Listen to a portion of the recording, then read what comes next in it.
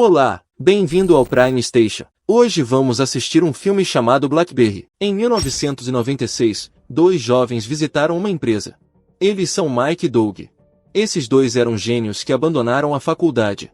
Após a desistência, ambos acabaram fundando uma empresa chamada Research Motion ou RIM, uma empresa com foco em telecomunicações, mas, infelizmente, a empresa estava passando por dificuldades desde que foi fundada. Um dos produtos do qual eles se orgulham é um modem que eles desenvolveram, mas novamente, era uma pena que, até então, ainda não houvesse grandes empresas que quisessem comprar ou financiar seu desenvolvimento. Mike e Doug foram a uma empresa chamada Sutherland Schultz ou SS, eles vieram oferecer seu mais recente produto, chamado Pocket Link, um celular que pode ser conectado à internet e também pode receber e enviar e-mail. Naquela época já existiam celulares como Motorola e Ericsson, mas a inovação dos celulares que podiam se conectar à internet foi desenvolvida apenas pela Pocket Link. Infelizmente, durante a visita à SS, eles foram completamente ignorados por Jim, um dos funcionários da empresa. Depois disso, eles voltaram para o escritório, que estava cheio de jovens geeks que gostam de jogar e preferem assistir filmes juntos a aumentar a empresa por causa de sua falta de seriedade. Por outro lado, Jim é o chefe de marketing da empresa SS naquele dia, ele estava fazendo uma apresentação para os proprietários da empresa e potenciais investidores. Ele finalmente foi demitido da empresa após sua controversa sugestão de desviar o dinheiro dos impostos. Quando Mike estava ocupado pensando em um nome substituto para Pocket Link e todos os funcionários estavam ocupados jogando, Jim veio de repente para a empresa e sem muita delonga, ele imediatamente fez uma negociação com o CEO da RIM, Mike e Doug, dizendo que iria ajudar a desenvolver sua empresa e torná-la grande. Ele até renuncia de bom grado a seu cargo na SS se for nomeado CEO. Ambos ficaram surpresos ao ouvir isso, mas recusaram imediatamente. Doug recusou ruidosamente, exibindo seu contrato de venda de modem com a empresa US Robotics, cujo negócio total foi de 16 milhões de dólares, mas Jim, que já é experiente no mundo dos negócios, depois de ser explicado que a US Robotics não pagou um único centavo a eles, disse a eles que o acordo estava longe de ser um acordo oficial. Ele então disse que para a US Robotics fechar o acordo com eles teriam que pagar pelo menos uma porcentagem do total do negócio para eles, mas mesmo depois dessa explicação, Mike e Doug ainda foram duros em suas posições. Jim então se ofereceu para investir até 20 mil dólares em sua empresa se recebesse 50% das ações e ele daria o dinheiro naquele mesmo dia, mas como Doug ainda era teimoso, ele não queria compartilhar as ações enquanto Mike estava confuso. As negociações finalmente terminaram sem nenhum acordo. Depois disso, Mike tentou entrar em contato com a US Robotics para pedir um pagamento inicial antes que o modem fosse produzido e enviado em massa, mas, aparentemente, a empresa cancelou o negócio e já os havia informado sobre isso há 3 meses por fax. Infelizmente, como o escritório de Mike não tinha fax, ele não foi informado sobre o cancelamento. Infelizmente, eles já produziram centenas de modems usando dinheiro emprestado do banco de até 1 milhão de dólares. Doug e Mike entraram em pânico depois do que aconteceu. Eles não sabiam o que fazer com tanto modem nem como pagar a dívida com o banco. Sabendo que não havia escolha para eles finalmente concordaram em entrar em contato com Jim e ofereceram a ele uma condição em que ele deveria investir até 125 mil dólares por 33% das ações da empresa. Felizmente, Jim concordou com o acordo. No dia seguinte, Jim foi ao escritório de Mike e Doug. Sem muita demora, ele imediatamente perguntou quanto dinheiro eles haviam gasto na produção do modem.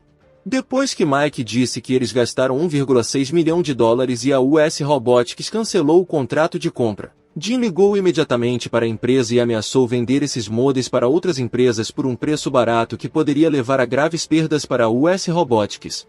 A empresa finalmente concordou em pagar, mas com a condição de que Mike entregasse a licença do Pocket Link. Ao ouvir essas palavras, Jim desligou imediatamente. Jim pediu a Mike que explicasse sobre o Pocket Link para ele porque ele não conseguia se lembrar da apresentação deles durante a visita à SS Company. Depois de ser explicado por Mike longamente, Jim ordenou que todos terminassem o protótipo bruto do Pocket Link naquele mesmo dia porque ele traria Mike a Nova York para procurar investidores ainda maiores no dia seguinte. Mike, Doug e sua equipe começaram a fazer o protótipo do zero. Eles compraram uma calculadora, dispositivo portátil de jogos, celular ou qualquer coisa que tivesse uma tela grande o suficiente para seu protótipo e um teclado capaz de digitar como digitar com um teclado de computador. Depois de trabalhar a noite toda, todos finalmente conseguiram terminar o protótipo pela manhã. Na manhã seguinte, Jim veio imediatamente para pegar Mike. Ele não queria trazer Doug porque ele não era nada profissional. Eles foram direto para o aeroporto para pegar o voo. No caminho, Jim finalmente admitiu que havia sido demitido da empresa SS e que se o projeto falhasse, ele ficaria completamente arrasado porque havia hipotecado sua casa para financiar a empresa, então Jim queria que Mike falasse sério.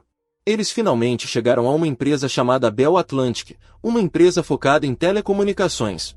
Quando estavam prestes a fazer uma apresentação, perceberam que o protótipo havia sido deixado para trás no táxi. Mike realmente entrou em pânico e Jim ficou furioso porque não queria que tudo ficasse bagunçado.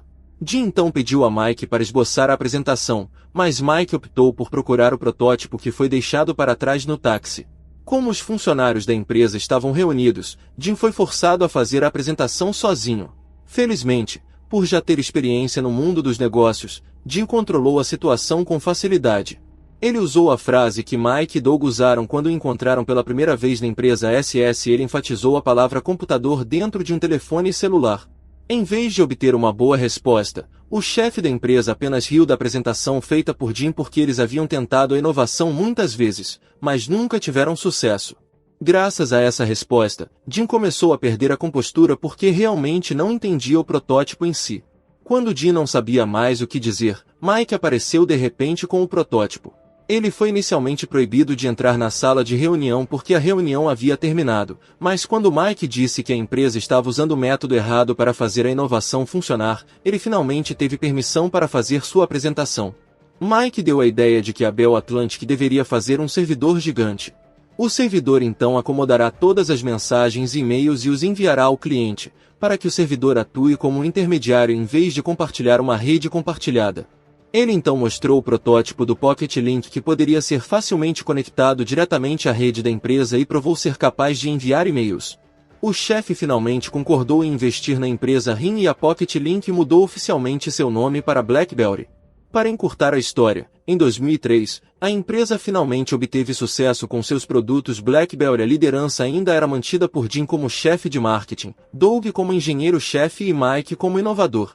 Com o tempo, Mike gerou a ideia mais recente, ou seja, BBM ou BlackBerry Messenger, um recurso especial de mensagens curtas apenas para outros usuários do BlackBerry, tornando o BlackBerry realmente procurado por todos os canadenses.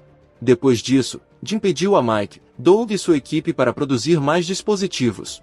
Ele almejava 500.000 unidades, até 1 milhão, se possível, porque queria comercializar o BlackBerry fora do Canadá. Como o BlackBerry dependia da rede no Canadá e era impossível para a rede cobrir a rede de mais de 500.000 unidades, Jim finalmente decidiu procurar um dos chefes de engenharia do Google e, sem mais delongas, pediu que ele deixasse o Google e se juntasse à RIM. Jim ofereceu um pagamento de $1 milhão, mas o homem recusou. Jim ainda não havia desistido. Ele aumentou a oferta novamente para $10 milhões enquanto mostrava documentos oficiais de que a empresa RIM havia sido registrada como uma empresa e daria $10 milhões ao engenheiro na forma de ações. Ao ouvir isso e ler os documentos, ele finalmente concordou em ingressar na RIM. Depois disso, Jim designou um dos funcionários da RIM para trabalhar como marketing para a elite. Ele pediu ao homem que se juntasse a bares, clubes e grupos de elite para convencer os ricos a usarem seus produtos. Como ele tinha uma atuação convincente de empresário rico, as pessoas em boates e bares de elite começaram a se interessar pelo BlackBerry e começaram a fazer compras. Desde então, a imagem do BlackBerry foi criada como um celular elegante de propriedade de pessoas ricas. Conforme a empresa começou a ganhar mais fama e sucesso, Jim recrutou Charles Purdy como novo diretor de operações ou COO, conhecido por ser rígido e disciplinado. A princípio, Mike ficou muito surpreso porque Jim de repente substituiu Doug por outra pessoa, mas depois que viu que todos os seus funcionários estavam apenas ocupados jogando e brincando, ele finalmente concordou. Após a chegada do novo COO, o ambiente na fábrica tornou-se mais propício. Eles começaram a trabalhar a disciplina sob a nova liderança. Para encurtar a história, em 2007, o BlackBerry dominou metade das vendas de celulares em todo o mundo e até quase controlou todas as vendas em todos os Estados Unidos. Naquele ano, a empresa Apple finalmente lançou seu primeiro celular chamado iPhone, um smartphone com tela sensível ao toque. Quando viram a notícia, Todos os funcionários da RIM ficaram um pouco preocupados com essa inovação da tela sensível ao toque. Enquanto isso, o BlackBerry ainda se orgulhava de seu teclado QWERTY. Quando Mike viu essa inovação, disse que só pessoas estúpidas gostariam de usar um celular sem teclado como os iPhones. Após o surgimento do iPhone, o BlackBerry começou a perder seu domínio no mercado. Depois de obter tanto sucesso, Jim começou a se ocupar consigo mesmo. Ele começou a abandonar seu trabalho como CEO da RIM. Ele ficou muito absorto consigo mesmo e perdeu o foco no desenvolvimento da empresa. Ele até gastou seu dinheiro comprando ações de clubes esportivos. Ele não sabia que a BlackBerry tinha um novo rival e estava começando a perder no mercado. A BlackBerry finalmente lançou seu mais novo produto, o BlackBerry Bold. Infelizmente, como Jim nunca foi visto no escritório, Mike e Doug foram forçados a fazer uma apresentação do novo protótipo do produto para os investidores. Mike exibiu com orgulho o recurso de trackpad que acabou de desenvolver recentemente e o teclado recém-projetado que era confortável de apertar. Infelizmente, os investidores não estavam mais animados para ouvir a apresentação. Eles até compararam o produto de Mike com o iPhone, dizendo que estavam desatualizados por usar teclados em seus telefones. De alguma forma, Mike, que não queria aceitar a nova inovação, insistiu que os telefones com tela sensível ao toque não seriam procurados no mercado e ainda insistia que os telefones BlackBerry com teclado QWERTY eram os telefones mais vendidos no mundo. Como eles eram obrigados a competir com o iPhone, Mike finalmente deu uma inovação, um BlackBerry com um recurso de tela deslizante conhecido como BlackBerry Storm, um telefone com tela sensível ao toque que ainda possui o teclado QWERTY. Ele também disse que o teclado na tela deve ter o mesmo som de clique dos teclados físicos. De repente, os técnicos protestaram porque essa inovação era uma perda de tempo, além de incluir teclados físicos em um telefone com tela sensível ao toque com um teclado na tela era um absurdo. Mike estava realmente estressado e frustrado. O COO, Charles Purdy, finalmente falou sobre o novo produto. Ele não conseguia mais realizar os desejos de Mike. A inovação fornecida por Mike só tornaria o trabalho mais difícil e uma perda de tempo. Ele finalmente decidiu que o BlackBerry Storm seria produzido em massa na China porque os materiais e mão de obra na China não eram muito difíceis de obter e também não demoraria muito. Mike finalmente concordou com a ideia. Doug protestou contra a decisão porque os produtos que eram fabricados na China eram conhecidos por serem de má qualidade. Então, automaticamente, a qualidade do BlackBerry cairá se for produzido lá. Mas Mike, que já estava muito confuso para defender sua empresa, finalmente perdeu o controle e disparou contra Doug, dizendo que ele não estava ajudando com o problema da empresa e até o chamou de inútil. Desde aquele incidente, a amizade deles começou a desmoronar. Jim voltou ao escritório depois da viagem.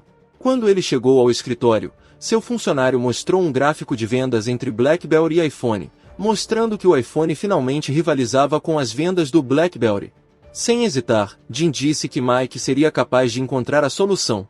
Depois disso, a RIM foi invadida pela Comissão de Valores Mobiliários dos Estados Unidos ou SEC. Os policiais começaram a revistar e interrogar Mike. Eles se perguntaram por que os melhores técnicos do mundo estavam dispostos a trabalhar para aquela empresa e, claro, Mike disse porque sua empresa produz os melhores celulares do mundo, mas aparentemente o oficial não comprou, dizendo que Jim havia contratado engenheiros com opções de ações retroativas ilegalmente, relatórios falsificados sobre o valor das ações da RIM.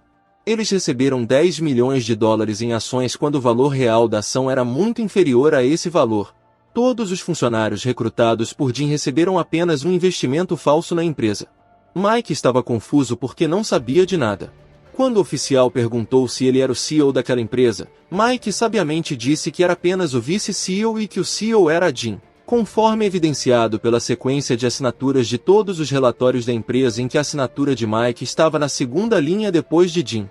Quando tudo foi finalmente exposto, Mike trabalhou com a SEC para pegar Jim. Ele chamou Jim para vir e disse que tinha uma solução para lidar com o problema. Jim então correu para encontrar Mike no escritório e, assim que ele chegou, Mike imediatamente contatou a SEC para prender Jim. Após sua prisão, ele também foi demitido de todos os clubes esportivos que comprou as ações. Após o incidente, a RIM foi finalmente liberada de todas as acusações. Depois disso, em 2008, a RIM finalmente lançou o BlackBerry Storm, produzido na China. Quando eles chegaram, Mike verificou os celulares aleatoriamente e descobriu que a qualidade era muito ruim. O celular zumbia ao fazer uma ligação e a tela sensível ao toque travava com frequência, como nos celulares chineses antigos. Graças aos produtos que falharam, o BlackBerry Storm finalmente foi devolvido. Devido a esse incidente, o investidor da empresa Bell Atlantic finalmente processou a RIM em $500 milhões por causa do prejuízo. Em 2012, Mike finalmente decidiu se demitir da RIM enquanto Jim ainda cumpria a pena na prisão por manipulação de ações. Enquanto isso, Doug finalmente vendeu todas as suas ações em 2007 após o incidente com Mike.